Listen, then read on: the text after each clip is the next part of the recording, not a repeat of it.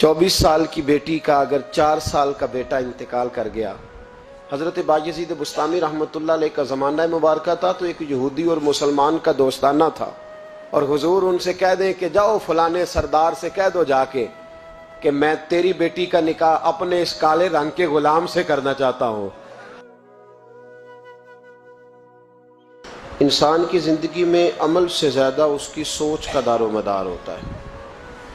اسی سوچ اور فکر کا دوسرا نام عقیدہ ہے۔ اس آدمی کی یہ سوچ بن جاتی ہے کہ میں نے پیسہ ناجائز طریقے سے حاصل کرنا ہے، تو پھر اس ایک سوچ کی بنیاد پر ہی وہ قتل کرتا ہے، وہ جھوٹ بولتا ہے، وہ بددیانتی کرتا ہے۔ تو دراصل اس کے پیچھے یہ جو نظریہ تھا پیسہ جمع کرنے کا، ہر صورت ہر طریقے امیر ہونے کا، اس سوچ نے اسے گناہگار بنایا۔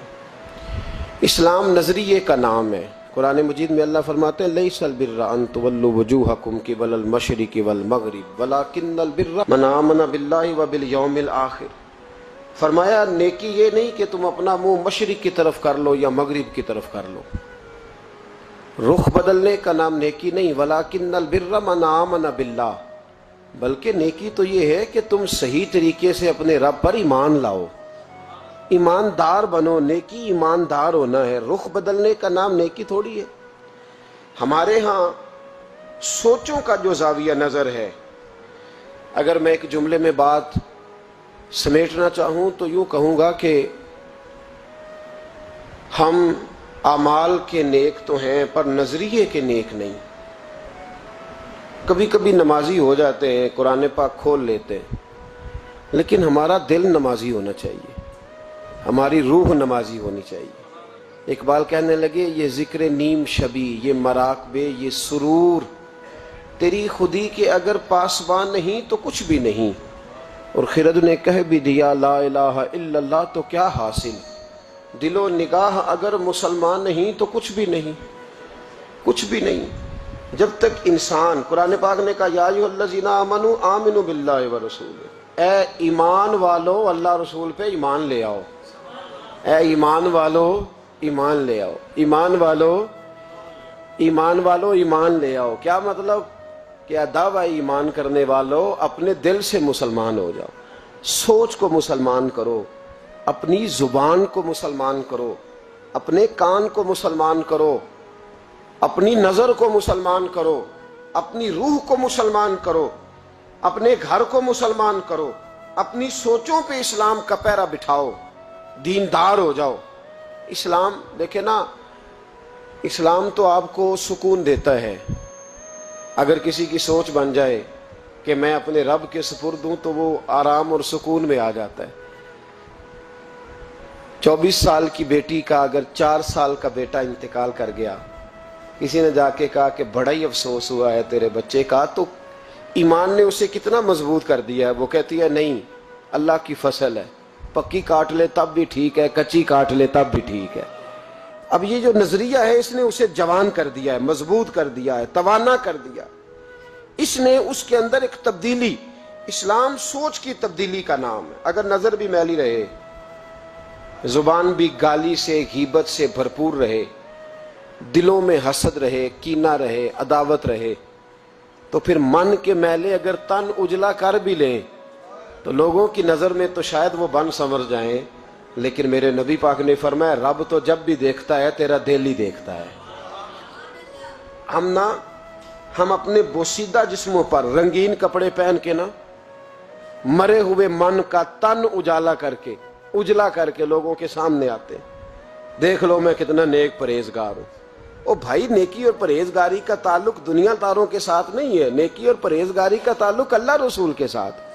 تو بتا تیرا رب رسول کے ساتھ وہ رشتہ کتنا مضبوط ہے۔ حضرت بایزید بستامی رحمۃ اللہ علیہ کا زمانہ مبارکہ تھا، تو ایک یہودی اور مسلمان کا دوستانہ تھا۔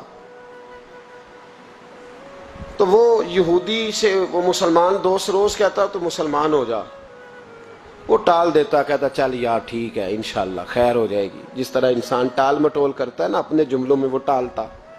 وہ کہتا نہیں یار تو مسلمان ہو جا، تو میرے دین میں آ جا، میرا دوستانہ بھی ہے، پیار بھی ہے، تعلق بھی ہے، میں چاہتا ہوں مذہب بھی ایک ہو جائے، عقیدہ اور نظریہ بھی، تو مسلمان ہو جا۔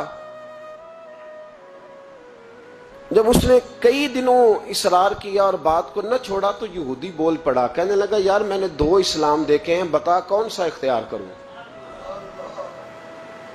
2 اسلام دیکھے، کہا 2 اسلام کون سے؟ کہنے لگا ایک اسلام وہ ہے جس پہ تو عمل کرتا ہے، اور ایک اسلام وہ ہے جس پہ حضرت بایزید بسطامی عمل کرتے ہیں۔ میں نے 2 اسلام دیکھے، ایک میں نے تجھے دیکھا ہے کہ میں شراب پیتا ہوں تو معاذ اللہ تو بھی میرے ساتھ پیتا ہے، حالانکہ تو مسلمان ہے۔ اگر میں جوا کھانے جاتا ہوں تو بھی میرے ساتھ جاتا ہے، حالانکہ تو مسلمان ہے۔ اگر میں جھوٹ بول رہا ہوتا ہوں تو 10 مجھ سے بڑھ کے بولتا ہے، حالانکہ تو مسلمان ہے۔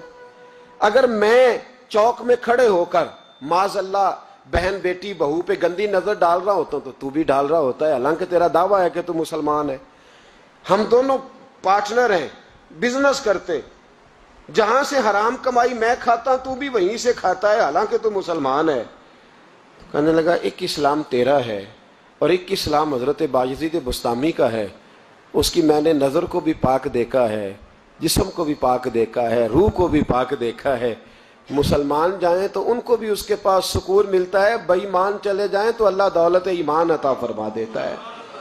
ایک اسلام تیرا ہے، ایک اسلام حضرت بایزید کا ہے، تو بتا کون سا دین قبول کروں؟ اگر تو تیرے والا اسلام ہے تو پھر تو اس میں کوئی مسئلہ نہیں، کلمہ ہی ایک پڑھنا ہے، لا الہ الا اللہ محمد رسول اللہ صلی اللہ علیہ وسلم، باقی تو سارے کام وہی ہیں جو یہودیوں والے، عیسائیوں والے، کافروں والے۔ تو ٹھیک ہے پڑھا دے، پڑھ لیتا ہوں، ایک کلمے کا ہی فرق ہے۔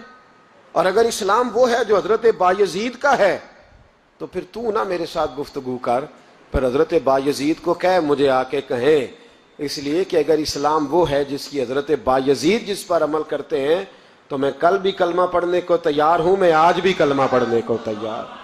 مسئلہ یہ بن گیا ہے کہ ہم بڑے تگڑے مسلمان ہیں، تگڑے، لیکن حال یہ ہے کہ رمضان میں جب سموسے بکتے ہیں نا، جو رمضان میں بھی سموسے بکتے ہیں، جس نے روزے رکھا ہوا ہے دکاندار نے، وہ بھی گندے تیل میں سموسے نکال رہا ہے، گندے تیل۔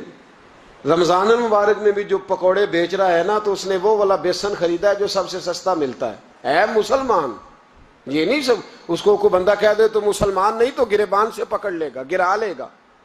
جو چوک میں کھڑا ہے نا، چوک میں بچیوں کے اسکول سے چھٹی ہوئی ہے، کالج سے چھٹی ہوئی ہے، تو جو چوک میں کھڑا ہے اگر آپ اسے بے ایمان کہیں گے تو وہ آپ کو لٹا کے ڈنڈوں سے مارے گا، حالانکہ کھڑا چوک میں ہے، تاڑ رہا ہے مسلمانوں کی بہو بیٹی کو، پر آپ بات کریں وہ کہے گا سب سے بڑا مسلمان میں ہوں، تو کیا ہوتا ہے؟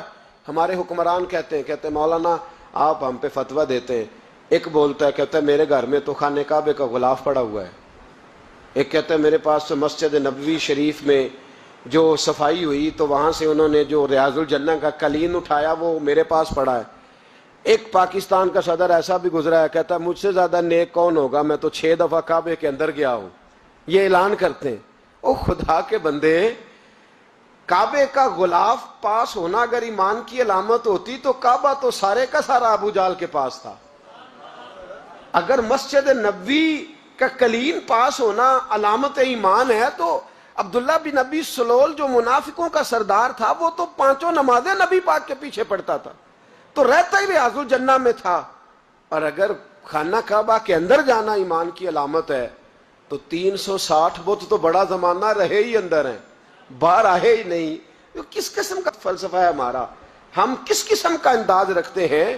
بھائی اسلام یہ ہے کہ تیرے اندر تبدیلی آئے، اسلام یہ ہے کہ تو کسی کو حقیر نہ جانے، اسلام یہ ہے کہ پھر صہیب اور بلال اور عمر ایک صف میں کھڑے نظر آئیں، اسلام یہ ہے کہ حضرت سیدنا ربیہ بن قعب رضی اللہ تعالیٰ عنہ، کالا رنگ، موٹے ہونٹ، چپٹی ناک، حضرت ربیہ بن قعب رضی اللہ تعالیٰ عنہ، بڑا خاندان نہیں، بڑی برادری نہیں، پڑھے لکھے نہیں، لیکن پھر اسلام اس کا نام ہے کہ نبی پاک کی وہ غلامی کریں، اور حضور ان سے کہہ دیں کہ جاؤ فلانے سردار سے کہہ دو جا کے کہ میں تیری بیٹی کا نکاح اپنے اس کالے رنگ کے غلام سے کرنا چاہتا ہوں، تو وہ غلام جا کے پیغام دے تو باپ اور ماں تو مہلت مانگے سوچنے کی اور کہیں شام کو بتائیں گے، اور بیٹی بول کے کہے نہیں یہ کفر کا دور نہیں، یہ اسلام کا دور ہے، سوچیں بدل گئی ہیں، کوئی چھوٹا نہیں، کوئی بڑا نہیں، کوئی چودھری نہیں، کوئی کمی نہیں،